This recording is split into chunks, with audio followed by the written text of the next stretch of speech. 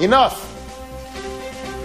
I don't care what they say about me, but I love this country too much to let them take over another election with lies and phony outrage and Swift-Boat politics. Enough is enough. Is it? Welcome back to Harmony. That was Barack Obama hitting back at the McCain campaign's charges of sexism today. We've been talking about that. Will the campaign of John McCain work with voters, or will they backfire? Michelle Bernard's an MSNBC political analyst, and a very popular one, I must say. And Joan Walsh also is very popular as a print journalist. Thank you for joining us. You're an editor-in-chief at Salon. Joan, you first. Your take on this day of mayhem over lipstick.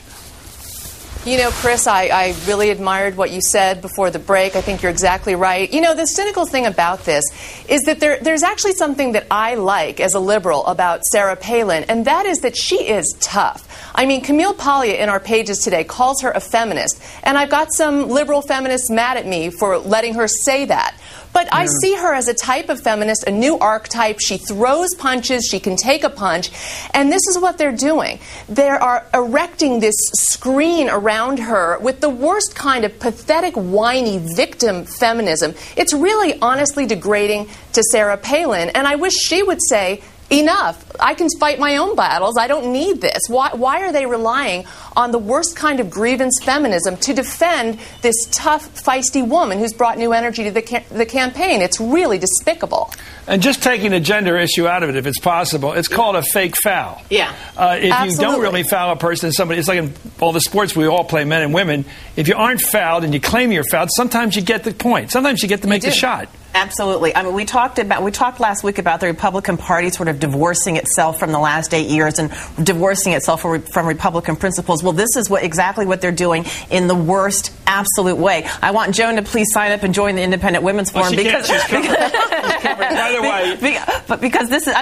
this is absolutely ridiculous. I've had conservative women email me and call me because I said that every question that Barack Obama gets isn't racist and every question that Sarah Palin gets isn't sexist. This is ridiculous. Right. It's strategy and something someone has told the McCain campaign, but that it'll work. It didn't work for Hillary Clinton, and I think that in the long term this is going to hurt the McCain campaign. We are living in the era of the categorical attack. The categorical attack. You don't like what somebody says, it's a problem. Go ahead. I'm sorry, Joan.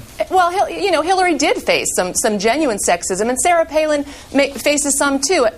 Every time somebody makes a crack about the way she looks. I mean, I've defended her on that front as well, but I don't want to act like Hillary had nothing to complain about, because she did. And Sarah Palin may, but it's not this.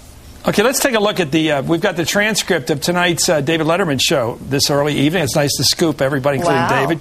This is David Letterman talking to Barack Obama tonight. It already happened, obviously. It's been taped. But you're going to see it if you watch tonight. Well, maybe you should watch Leno. You should just listen to this now. Quote, have you ever actually put lipstick on a pig? That's David Letterman's question to Barack. He answers the senator. The answer would be no, but it would be fun to try. A little chuckle there. Were they overreacting, David Letterman asked Barack Obama. Absolutely. This is silly season in politics. Not that there is. This is a common expression in Illinois, but I don't know where you put the lipstick here. Ha. Okay, then David Letterman asks, the Republicans demanded an apology. They said you know what he called our VP candidate a pig. Barack Obama, technically, had I meant it that way, she would be the lipstick. The failed policies of JM, John McCain, would be the pig. Just following the logic. David Letterman, do you feel like you are derailed a little bit by Governor Palin? Barack Obama, there's no doubt that she's been a phenomenon. As somebody used to be on the cover of Time and Newsweek, I had a recent offer with Popular Mechanics. Centerfold with a wrench. She's on a wild ride, and there's no doubt that she's energized the race. But ultimately, this election is about, over the last week and a half, they recognize that the American people want something different. People are having a tough time now. So he's changed the metaphor. First of all, he's not acknowledging, and he meant it, to the fact that she would be the cosmetic part of the team, meaning she looks new and fresh, whereas John McCain, according to his metaphor, represents the last 8 years. What do you make of that? Is he in trouble again? This is so tricky to deal with metaphor. Joan, we know. We all know it is. He might be in trouble just about making the mention of Popular Mechanics. I can see it tomorrow. Barack Obama as the elitist all over again. I think he's putting down our tradesmen. He's putting down our tradesmen. He's putting down the steel workers. Did you hear the applause Sarah Palin got when she talked about her husband being a member of the Steel Workers Union of America? People, I mean, the conservative base loved it. That's going to be a problem for Barack Obama. I predict. That's also ridiculous because I mean the Republican Party is not. It's not the party. It's not the party of unions. I mean the Republican Party does not support unions. So you know they are taking on the trappings of populism, and it's that part is what's unfair. It's called nonsense. Thank you, Michelle Bernard. Thank you, John Walsh.